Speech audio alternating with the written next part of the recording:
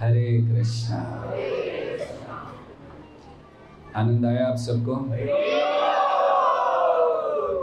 ठीक है, फिर महाप्रसाद गोविंद जी। भूख लग रही है? कीर्तन किया तो भूख लग रही होगी ना? अभी भगवान खा रहे हैं, सो थोड़ी देर, कितना समय है अभी? ओके, भगवान अभी खा रहे हैं, तो जब तक भगवान खा रहे हैं थोड़ा बहुत राधा रानी के विषय में सुन लेते हैं। ज़्यादा समय नहीं, 2-3 घंटा।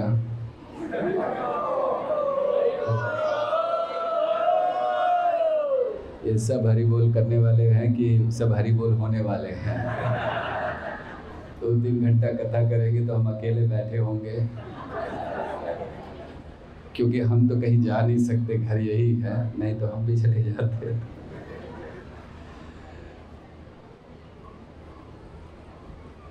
ये जो आनंद है, भगवान के नाम का आनंद, भक्ति का आनंद, दरअसल इस जगत में हर कोई व्यक्ति आनंद ढूंढ रहा है। ऐसा कोई नहीं है जो इस ब्रह्मांड में है, इस जगत में है और आनंद नहीं ढूंढ रहा है। ऐसा क्यों है? हम सब आनंद क्यों ढूंढना चाहते हैं? क्योंकि कृष्ण में ये गुण है। कृष्ण हमेशा आनंद में रहते हैं और हमेशा आनंद लेते हैं, और क्योंकि हम उनके अंश हैं, इसीलिए हमें भी वो गुण हमारे अंदर भी है कि हम भी आनंद लेना चाहते हैं। लेकिन भगवान जो आनंद लेते हैं वो दिव्य आनंद होता है। उनके जितने संबंध हैं वो दिव्य संबंध है।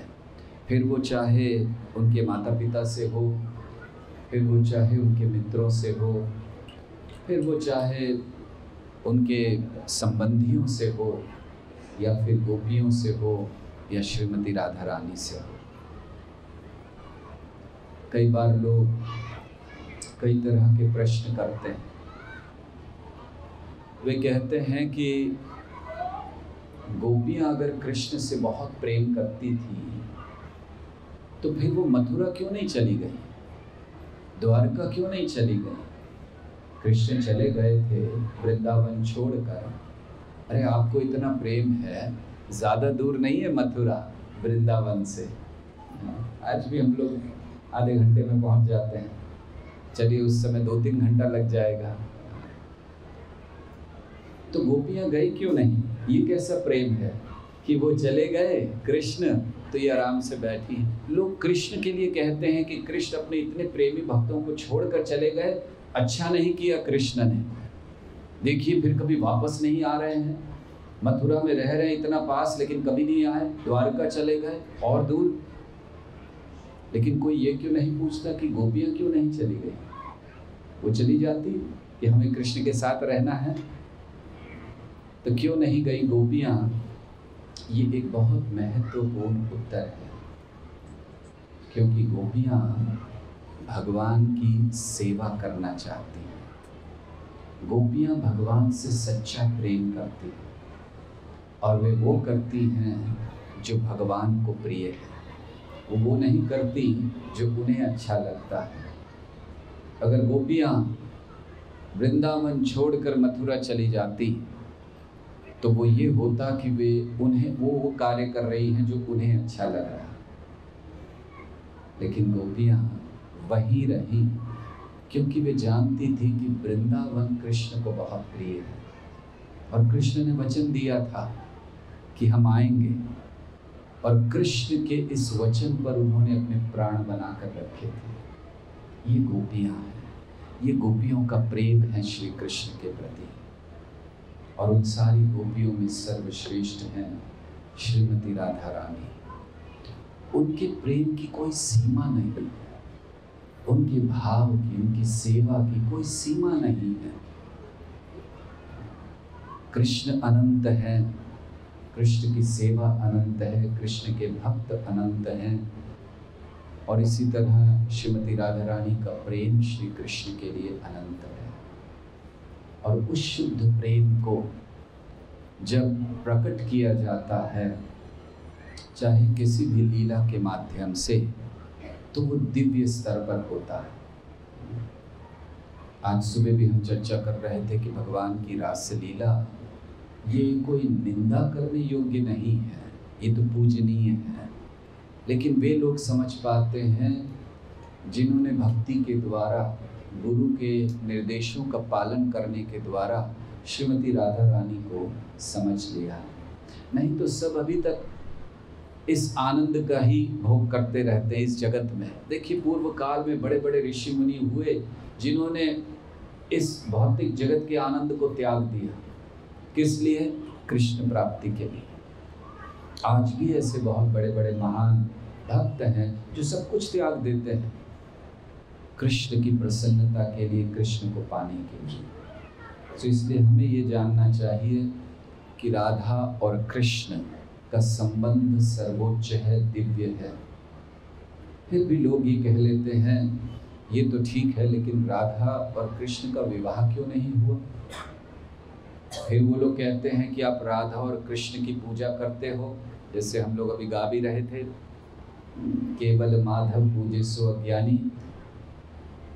तो राधा को आप रुक्मिणी को रखना चाहिए, ठीक है, उनकी शादी हुई थी, विवाह हुआ था, सत्यभामा का हुआ, बहुत सारी रानियों का हुआ, लेकिन राधा रानी का नहीं हुआ। तो फिर आप लोग क्यों साथ में पूजा करते हो?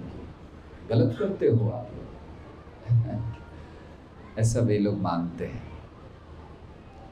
क्योंकि वे राधा और कृष्ण की स्थिति को नहीं समझते।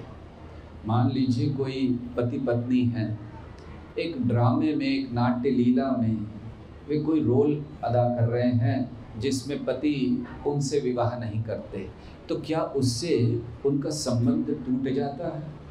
ड्रामा खत्म हुआ, वे दोनों अपने घर जाकर पति पत्नी की तरह रहते हैं।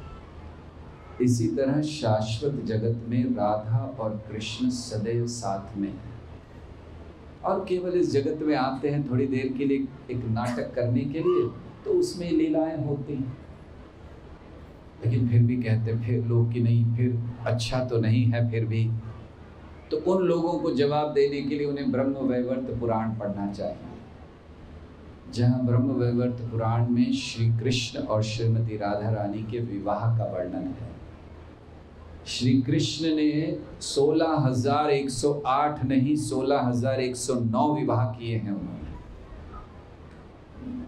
हम लोग केवल 16,108 16,108 बोलते हैं, उन्होंने 16,109 किए हैं। पहला विवाह श्रीमती राधा रानी से किया भांडीर वन में। आज भी वो वृक्ष है जिस वृक्ष के नीचे ब्रह्मा जी ने आकर विवाह कराया, और ये पुराणों में लिखा। हम कृष्ण को पुराणों से जानते हैं, हम श्रीमती राधा रानी को पुराणों से जानते हैं, इसीलिए इस विवाह की बात भी हम पुराणों से जानते हैं। तो श्री कृष्ण और श्रीमती राधा रानी का विवाह हुआ था। तो अगर आप में से किसी के मन में भी थोड़ा बहुत समय से ये बात रही हो कि अरे कृष्ण ने विवाह क्यों नहीं किया, तो सबसे पहला विवाह कृष्ण ने राधा रानी से किया था। बहुत सुंदर लीला है भांडीर वन की, कि जब श्री कृष्ण छोटे थे, राधा रानी छोटी थी। एक समय नंद महाराज कृष्ण को लेकर गए और अचानक बहुत तेज बारिश शुरू हो गई। तो छोटा बच्चा था, रक्षा करना चाहते थे। अचानक राधा रानी वहाँ पर आई, जिन्हों वो अपने स्वरूप में आई, छोटी बच्ची के रूप में नहीं आई। तो नंद महाराज ने कहा कि इसको ले जाइए घर में, जरा यशोदा को दे दीजिएगा। तो राधा रानी उनको लेकर आई भांडीर वन वृक्ष के नीचे, जहाँ कृष्ण ने अपना स्वरूप प्रकट किया। तो किशोर किशोरी और फिर ब्रह्मा जी आए जिन्होंने विवाह कराया। तो ऐसे कृष्ण के विषय में, राधा रानी के विषय में बहुत सी भ्रांतियां हैं, लेकिन राधा रानी ये सेवा का मूर्तिमान स्वरूप है। श्री कृष्ण सदैव चाहते हैं कि राधा रानी का मान सम्मान बना रहे। अगर कोई राधा रानी को आदर नहीं देता है तो कृष्ण व्यवस्था करते हैं कि उसको आदर देना ही पड़ेगा।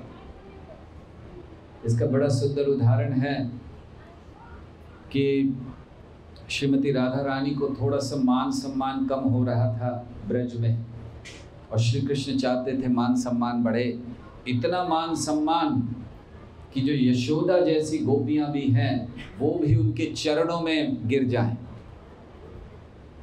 तो श्री कृष्ण ने व्यवस्था की, बहुत सुंदर व्यवस्था। छोटे ही थे कृष्ण उस समय। तो एक बार यशोदा आई और यशोदा ने देखा कि गोपियां कृष्ण को नचा रही हैं। सारी गोपियां हैं, राधा रानी हैं, सब हैं और कृष्ण नाच रहे हैं, छोटे से कृष्ण। तो यशोदा ने कहा कि अरे तुम क्या करती रहती हो, कृष्ण को आराम करने दोगे कि नहीं? छोटा सा बच्चा है, तुम उसको इतना तंग करती हो, हमेशा उसको ऐसे नचाते रहे। गोपियां कहती रहती थी कृष्ण से, चाहिए कुछ खाने को चाहिए? कृष्ण कहते थे हाँ हाँ चाहिए। आधी बर्फी मिलेगी, पूरी भी नहीं देती थी, आधा संदेश या आधी बर्फी मिलेगी। तो कृष्ण भाग कर आते थे, दे दो दे दो। बोले नहीं, पहले नाच कर दिखाओ। हम लोग बच्चों को ऐसे कुछ कुछ सिखाते हैं ना, है ना। एक दिन कोई आया था, उसने अपने बच्चे को कहा प्रभु जी को प्रणाम करो, वो प्रणाम ही नहीं कर रहा था। उन्होंने फिर कहा तुमको जरा बुरा लगा तो घर चल के चॉकलेट मिलेगी, तो बच्चे ने तुरंत प्रणाम कर दिया। सो कृष्ण भी ऐसे ही हैं, आधे संदेश के लिए, आधी बर्फी के लिए वो नाचने लगते हैं गोपियों के सामने। तो गोपियां नचा रही हैं, तो यशोदा ने कहा अच्छा नहीं है, उसको आराम करने दो। तो गोपियों ने कहा यशोदा से कि यशोदा ये तुम्हारा कृष्ण नहीं है, ये हमारा कृष्ण है। यशोदा ने कहा तुम्हारा मेरा क्या होता है, कृष्ण तो कृष्ण ही है। तो उन्होंने कहा नहीं, ये हमारा कृष्ण है। आपको अगर विश्वास नहीं है तो घर में जाइए, देख लीजिए, आपका कृष्ण वहां सो रहा होगा। यशोदा ने कहा ये क्या पागलों की तरह बातें कर रही हो? अरे कृष्ण तो कृष्ण ही है, जब यहाँ है तो वहां कैसे होगा? उन्होंने कहा हम कह रहे हैं ये हमारा कृष्ण है। तो यशोदा ने खैर जब इतना कहा गया तो उस समय लोग बातों पर विश्वास करते थे, आज की तरह नहीं है कि थप्पड़ मार दे झूठ बोल रहा है। आज अगर ऐसा होता तो यशोदा तो वहीं पर लगा देती को।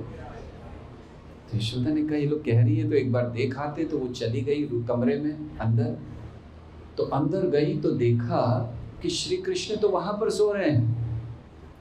यशोदा को आश्चर्य हुआ कि गोपियां सही कह रही थी, मुझे पता ही नहीं था कि दो कृष्ण हैं, ये तो आज मुझे पता चला। तो भाग कर आई, उसने कहा कैसे कैसे हुआ, ये मुझे पता ही नहीं था, मेरा कृष्ण तो अंदर सो रहा है। तो गोपियों ने कहा हमने तो कहा था आपसे, आप मानती नहीं है। यशोदा को बड़ा आश्चर्य। यशोदा ने कहा अच्छा एक काम करना, कल तुम अपने कृष्ण को लेकर आना, मेरे कृष्ण और मैं अपने कृष्ण को लाऊंगी, आंगन में बैठेंगे, दोनों कृष्ण नाचेंगे। एक क्यों नाचेगा, दोनों नाचेंगे। गोपियों ने कहा ठीक है हम ले आएंगे, लेकिन राधा रानी ने कहा कि देखिए हम लाएंगी लेकिन थोड़ा सा हमें शक है। क्या शक है भाई? अगर हमारा कृष्ण आपका कृष्ण बदल गया तब क्या होगा? अगर आप हमारा कृष्ण ले गई तो तब क्या होगा? तो यशोदा ने कहा अरे दोनों तो एक ही है ना। बोले नहीं बिल्कुल नहीं, ये हमारा कृष्ण वो आपका कृष्ण। तो उन्होंने कहा कि हम कृष्ण को एक विशेष तिलक लगाएंगे, अपने कृष्ण को, और आप उसको तिलक नहीं लगाना, तो उससे भेद हो जाएगा कि कौन किसका कृष्ण है। ठीक है। तो अगले दिन गोपियां अपने कृष्ण को लाई, यशोदा अपने कृष्ण को लाई। दो कृष्ण हैं और एक के तिलक लगा हुआ है और दोनों को उन्होंने नचाना कि नाचो। तो दोनों नाच रहे हैं। अभी देखिए बड़ा आश्चर्य सबको, अभी तक तो एक कृष्ण नाचते थे और उनको देखते हुए लोग पागल हो जाते थे, आज दो कृष्ण नाच रहे हैं, बड़ा आनंद होने लगा। और वो नाचते नाचते नाचते जो एक कृष्ण थे वो गायब हो गए, दूसरे कृष्ण में मिल गए। तो यशोदा देख रही थी, अचानक अरे मेरा कृष्ण कहाँ गया? ये मेरा कृष्ण है। गोपियों ने कहा नहीं देखो तिलक लगा हुआ है, हमने कहा था, हमें पता था आप ऐसा ही करोगे, इसलिए हम तिलक लगा के आए थे, देखिए। यशोदा ने कहा हाँ फिर मेरा कृष्ण कहाँ गया? अब वो आप जानो, हमें क्या पता, हमारा कृष्ण तो यहाँ है। तो यशोदा भागी अंदर देखने के लिए कि किस तरह मेरा कृष्ण कहाँ गया? तो यशोदा अंदर भाग कर गई, देखा कृष्ण नहीं है। यशोदा घबरा गई, कृष्ण कहाँ गया? फिर वापस आई, प्रार्थना, नहीं नहीं नहीं, ये मेरा ही कृष्ण है। उन्होंने कहा देखिए तिलक लगा हुआ है, हमें पता था आप यही करेंगे, हम तिलक लगा कर लाए थे इसे। तो मेरा कृष्ण कहाँ गया? उनका वो हमें नहीं पता, वो आप जानो। तो उस समय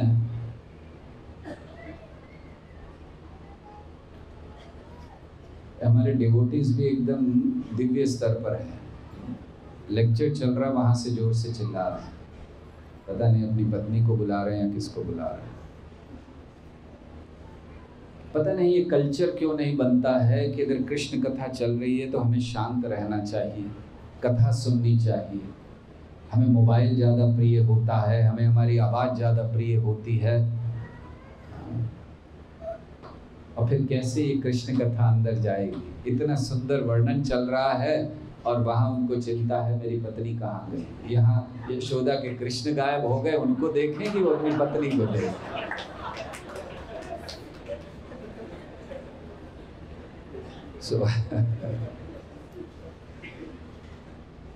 देखिए ये आसक्ति होती है। कुछ भी हो जाए, क्या चल रहा है कुछ देखना नहीं, लेक्चर चल रहा है लोग इतने ध्यान से सुन रहे, कुछ देखना नहीं, इसे आसक्ति कहते हैं। खैर यशोदा बड़ी घबरा गई, रोने लगी और फिर अंत में यशोदा ने राधा रानी के चरण पकड़ लिए कि मैं कृष्ण के बिना नहीं रह सकती, मुझे मेरा कृष्ण वापस दे दो। तो अब ये तो राधा रानी को पता था कि कृष्ण लीला कर रहे, तो उन्होंने कृष्ण की तरफ देखा, अरे ये क्या हो रहा है, यशोदा पांव छू रही है, कुछ करो। क्योंकि अभी तक ये लीला थी, कृष्ण ने ये लीला की थी कि राधा रानी को कहा था कि मैं दूसरे रूप में रहूंगा और ऐसे गायब हो जाऊंगा और यशोदा को तुम्हारे चरण पकड़ने पड़ेंगे। लेकिन वो राधा रानी को अच्छा नहीं लग रहा था। हम लोगों को तो बहुत अच्छा लगता है कोई हमारे चरण पकड़े तो हम पकड़े रहो थोड़ा और नीचे। हमें लगता है कि बहुत अच्छा है, लोग प्रणाम कर रहे हैं, चरण पकड़ रहे हैं, हम कितने महान हो गए हैं। जब भी कोई प्रणाम करता है, चरण छूता है, आपको आदर देता है, ये जान लीजिए कि वो आदर आपके हृदय में बैठे भगवान के लिए है, आपके लिए नहीं है। शिवजी इस बात को कहते हैं। शिवजी यज्ञ में बैठे थे, दक्ष आए, सभी लोग उठ गए दक्ष के लिए, केवल शिवजी और ब्रह्मा जी नहीं उठे। ब्रह्मा जी तो पिता हैं, वो क्यों उठेंगे, लेकिन शिवजी नहीं उठे। दक्ष को बहुत बुरा लगा, मेरा दामाद ये ऐसा कर दिया इसने, बहुत निंदा की। शिवजी चुपचाप उठकर चले गए। लेकिन बाद में उन्होंने सती देवी को बताया कि मैं जब प्रणाम करता हूँ तो मैं व्यक्ति को नहीं, व्यक्ति के हृदय में बैठे भगवान को प्रणाम करता हूँ। तो सच्चा प्रणाम उसके लिए, आदर उसके लिए, भगवान के लिए आदर है। जैसे हमको बार बार एक कथा हम सुनाते हैं कि ये गधा था, आप लोग ध्यान से सुनिए और जब भी कोई आपको प्रणाम करे तो ये कथा को याद कर लीजिएगा। एक गधा था, देखिए गधे का नाम सुनते ही सब हंसने लग गए, पता नहीं क्यों। एक गधा होता ही ऐसा, क्योंकि गधा है ना, उसको कुछ ज्ञान नहीं। तो गधा था, उसकी पीठ पर भगवान का ऑल्टर रख दिया गया, बहुत सुंदर, राधा कृष्ण। तो जैसे ही राधा कृष्ण पीठ पर आए, गधा तो खड़ा था, उसको तो दिख नहीं रहा था, तो उसने देखा कि सब लोग प्रणाम करने लग गए। तो गधे को लगा कि मैं कुछ अचानक बड़ा भक्त हो गया, मतलब कोई बाहर महान व्यक्ति हो गया।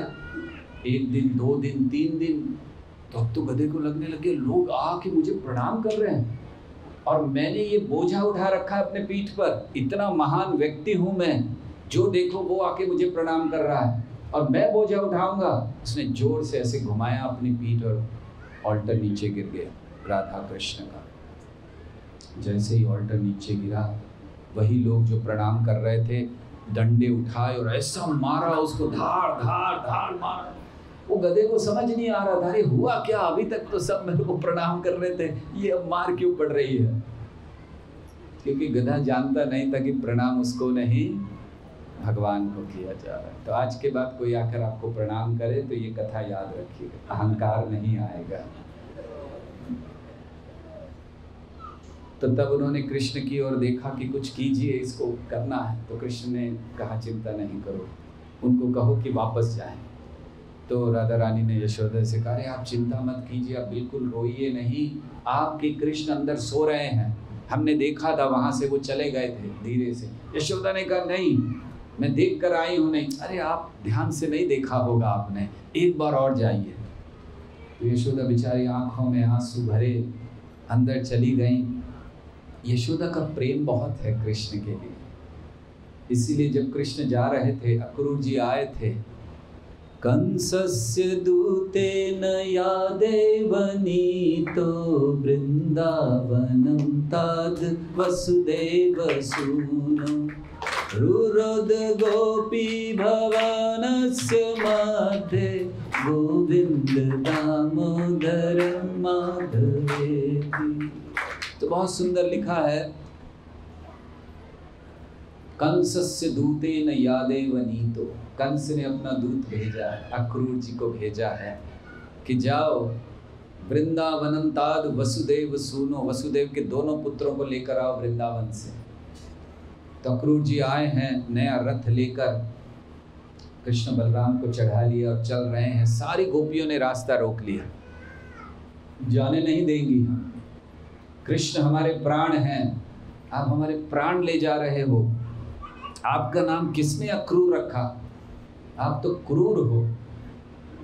तो गोपियों ने बहुत बुरा भला सुनाया अक्रूर जी को, लेकिन सुखदेव गोस्वामी सभी गोपियों का वर्णन करते वहाँ पर जो हैं, अलग अलग वे लोग कुछ कह रही थी, एक गोपी वहाँ नहीं थी और वो थी यशोदा मैया।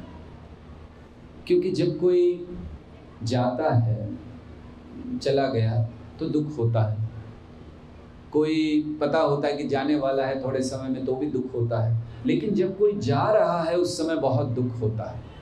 तो यशोदा देख नहीं सकती थी कृष्ण को जाते हुए, इसीलिए क्या कर रही हैं, रुरुद गोपी भवनस्य मध्ये, वो भवन नंद महाराज के भवन में बैठी हैं, आंखों में आंसू हैं, कृष्ण का स्मरण कर रही हैं और मुख पर धीरे धीरे कह रही हैं, गोविंद दामोदर माधवेति। तो ऐसे यशोदा का प्रेम है।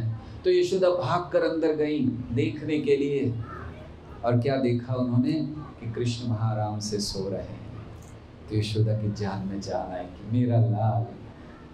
देखिए ये आसक्ति, ये प्रेम कृष्ण के लिए चाहिए कि अगर कृष्ण आंखों से ओझल हो जाएं। भक्ति की एक परिभाषा नारद मुनि देते हैं, वो कहते हैं तत् विस्मरणे व्याकुलता। भक्ति क्या है कि अगर एक क्षण के लिए भी कृष्ण का विस्मरण हो जाए, भूल जाए, तो व्याकुल हो उठना चाहिए व्यक्ति को, हाय क्या हो गया ये। अब हम लोग एक क्षण के लिए अगर याद कर लें तो हमारे लिए बहुत बड़ी बात होती है। 24 घंटे में अगर एक क्षण कृष्ण याद आ जाए, लेकिन होना उल्टा चाहिए। हमें भूलना नहीं चाहिए कृष्ण को, प्रार्थना करनी चाहिए कृष्ण भूले नहीं आपको, सदा आपको याद रखें। तो इसलिए ये श्रीमती राधा रानी, ऐसे तो बहुत सी लीलाएं हैं, श्रीमती राधा रानी के प्राकट्य की लीलाएं हैं। आज सुबह हमने दोपहर को सुनाई थी, इसलिए तो अब जन्म की लीला नहीं कह रहे हैं, समय भी काफ़ी हो रहा है। हम देख रहे हैं आप लोग भी थक गए हैं और आप लोग भी सोच रहे हैं कब बंद होगा, कब बंद होगा। सही है कि नहीं? हाँ या ना? कितने लोग चाहते हैं थोड़ी देर और? बोले हाथ ऊपर कीजिए। अरे आप लोग को गर्मी नहीं लग रही, भूख नहीं लग रही, प्यास नहीं लग रही? पक्का? खैर अगर आप लोग नहीं भी बोलते तो हम बोलने वाले तो थे ही वैसे नहीं।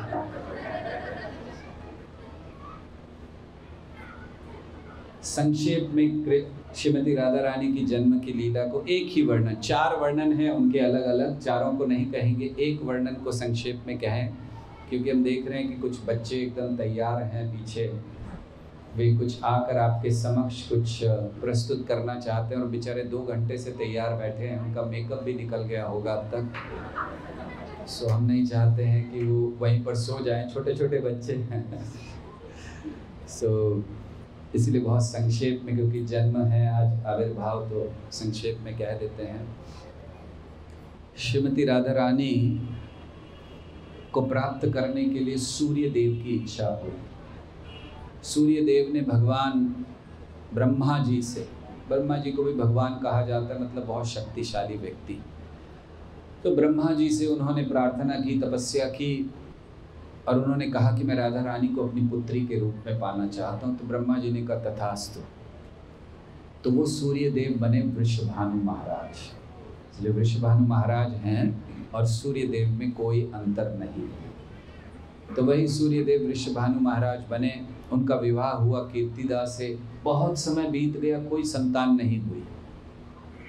तो फिर निश्चय किया कि अब तपस्या करेंगे। वन में चले गए और वृषभानु महाराज तपस्या करने लगे। और तपस्या करते करते उनकी कान में एक बड़ा मधुर स्वर आया। वो तपस्या कर रहे थे किसी देवी की, वो ऐसे ही तपस्या कर रहे थे, हरि नाम नहीं ले रहे थे। तो उनके कान में शब्द आया, हरि नाम विना वत्स कर्ण शुद्धि न जायते। तो उन्होंने सुना है, वो कह रहे हैं कि हरि नाम के बिना तो कान तक शुद्ध नहीं होता, तुम हरि नाम के बिना बच्चे को प्राप्त करना चाहते हो, वो भी श्रीमती राधा रानी को। तो फिर वृषभानु महाराज पास में ही एक आश्रम था कृतु मुनि का। ये कथा ब्रह्मांड पुराण के उत्तरकांड में आती है। तो कृतु मुनि के पास चले गए। उन्होंने बड़े नम्रता से कृतु मुनि से कहा कि मैं यहाँ तपस्या कर रहा हूँ, लेकिन मैंने सुना हरि नाम बिना वत्स कर्ण शुद्धि न जायते, तो मुझे हरि नाम दीजिए। मैं कौन से मंत्र का जाप करूं कि मुझे श्रीमती राधा रानी प्राप्त हो। तो उस समय कृतु मुनि ने बताया बहुत से मंत्र हैं, लेकिन मैं तुम्हें मंत्र देता हूं जिससे श्रीमती राधा रानी स्वयं आपकी पुत्री के रूप में प्रकट होंगी। और उन्होंने मंत्र दिया, हरे कृष्णा कृष्णा कृष्णा हरे हरे, हरे राम राम राम हरे हरे। देखिए ये जो मंत्र है, ऐसा नहीं कि इस्कॉन वालों ने बना दिया और जप कर रहे हैं, ये पुराणों में दिया गया है। ब्रह्मांड पुराण में ये वर्णन है कि मंत्र उनको दिया। तो वृषभानु महाराज ने फिर इस मंत्र का जाप शुरू किया, हरि नामानुकीर्तनम, भगवान के नाम का कीर्तन शुरू किया उन्होंने। और फिर वही कात्यायनी देवी आई और उन्होंने एक बहुत सुंदर सोने का संदूक उनको दिया और आगे चलकर उसमें फिर श्रीमती राधा रानी प्रकट हुई। तो ऐसे एक ये प्राकट्य है। और भी कई बातें कही जाती हैं कि स्नान कर रहे थे, तैरता हुआ एक स्वर्ण पुष्प आया और उसमें श्रीमती राधा रानी थी इत्यादि। लेकिन श्रीमती राधा रानी अपने जन्म से ही हमें एक बहुत सुंदर संदेश देती हैं। पद्म पुराण में कथा आती है कि नारद मुनि घूम रहे हैं ब्रज में, ढूंढ रहे हैं कि कहाँ हैं राधा रानी, क्योंकि कृष्ण आ गए हैं, राधा कहीं तो होंगी। हर घर में जा रहे हैं और जाकर लोगों को कह रहे हैं आपके बच्चा है, लाइए लाइए आशीर्वाद देना है। अब कोई भी साधु आए हैं, वो भी नारद मुनि जैसे, तो सब अपने बच्चों को लाते थे, महाराज आशीर्वाद दीजिए आशीर्वाद दीजिए। वो आशीर्वाद नहीं देना चाहते थे, तो ढूंढ रहे थे कि राधा रानी कहाँ है, क्योंकि कृष्ण छोटे से हैं बालक, तो राधा रानी भी छोटी होंगी इस समय। तो ढूंढते ढूंढते वृषभानु महाराज के घर आए। अच्छा कोई बच्चा है, लाओ आशीर्वाद दूंगा। वो अपने लड़के को ले आए, ये मेरा एक लड़का है। तो नारद मुनि ने आशीर्वाद दिया। न सुनती है न देखती है, इसीलिए हमने उसको अंदर कमरे में रखा। हम किसी को दिखाते नहीं हैं उसको कि क्या दिखा। लड़की बहुत सुंदर है, छोटी सी बच्ची है, लेकिन अंधी है, क्या करें।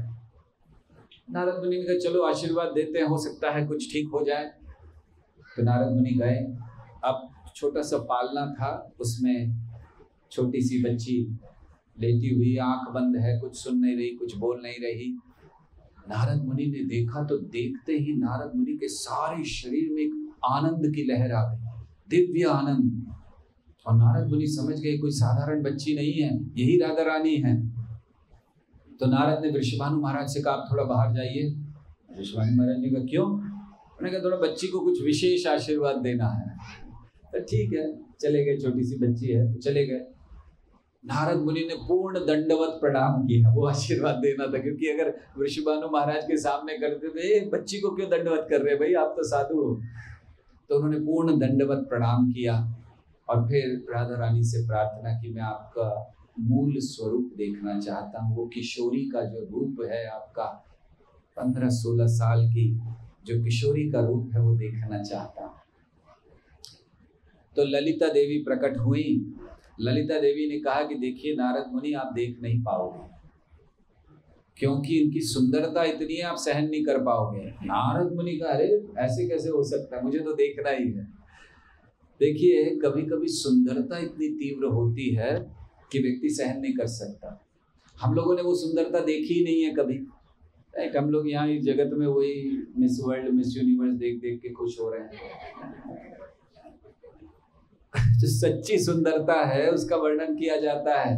जब रुक्मिणी देवी मंदिर से पूजा करके बाहर निकली हैं और उन्होंने अपना जो घूंघट लिया था हटा दिया, सुखदेव गोस्वामी वर्णन करते हैं कि जब वो चल रही हैं, अपने उल्टे हाथ से बालों की जो लट है उसको उन्होंने पीछे किया। बस इतना देखकर जितने राजा खड़े थे रथ के ऊपर सारे बेहोश होकर गिर पड़े। ये सुंदरता है। हम लोग कभी बेहोश नहीं होते ना। कोई मिस वर्ल्ड को देख लो, मिस यूनिवर्स, कोई सुना है आपने कभी कि देखा और वो बेहोश हो गया? क्योंकि दरअसल वो सुंदरता है नहीं। सुंदरता दिव्य होनी चाहिए, तो वो सुंदरता थी। तो नारद मुनि ने कहा कि ठीक है, मुझे देखना है। तो खैर फिर राधा रानी प्रकट हुई अपने मूल स्वरूप में अष्ट सखियों के साथ। जैसे ही नारद मुनि ने देखा, नारद मुनि बेहोश हो गए। इतनी सुंदरता, इतनी सुंदरता कि उन्होंने अन्य लोकों में नहीं देखी थी। तो फिर श्रीमती राधा रानी की सखियों ने पानी डालकर उठाया। नारद मुनि, पहले ही कहा था पंगा मत लो। फिर नारद मुनि ने, ये क्या हमारे लिए, अच्छा, तो नारद मुनि ने फिर